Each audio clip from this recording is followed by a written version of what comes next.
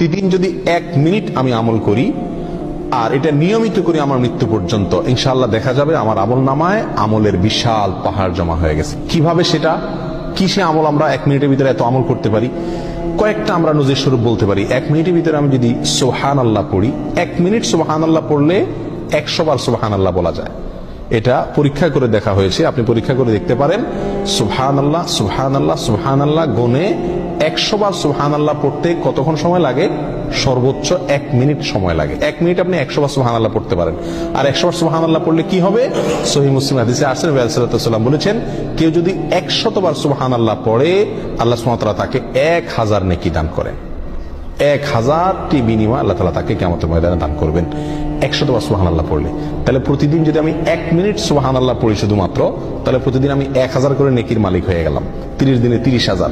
এভাবে হিসাব করেন সারা বছর, সারা জিন্দেগি কি পরিমাণ দাঁড়াবে ইনশাআল্লাহ। 1 মিনিটে আরো কি করতে পারি আমরা? 1 মিনিটে আমি 10 বার সূরা ইখলাস পড়তে পারি। কয়বার? 10 বার। পড়ে দেখেন 1 মিনিটে 10 বার পড়া যায়। 9 বার কমপক্ষে আপনি পড়তেই পারবেন। নবী আলাইহিস সালাম তার এক হাদিসে বলেছেন যে, তোমাদের মধ্যে কেউ কি প্রতিদিন একবার গোটা কোরআন পড়ে শেষ করতে পারবে? সাহাবায়ে কেরাম বললেন, ইয়া রাসূলুল্লাহ, এটা তো কঠিন, প্রতিদিন গোটা কোরআন একবার শেষ করা।